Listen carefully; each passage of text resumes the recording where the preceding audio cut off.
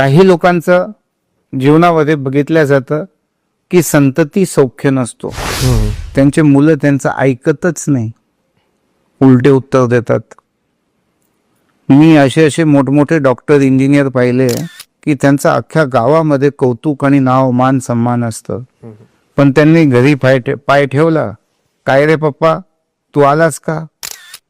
लाजा वाटत नाही तुम्हाला? काय रे पप्पा कान फट्यात ठेवायला पाहिजे. तो मान नाही भेटत. त्यांनी काय करावं?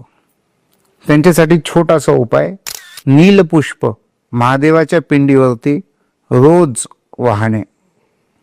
महादेवाचे दर्शन पण होतात, पुण्यही वाढतो, आणि नीलपुष्प विष जे असतं ना जीवनात आलेलं, ते नीलपुष्प ठेवल्याने तो विष नष्ट होतो आणि त्यांचे मुलं मान सन्मान देतात त्यांना.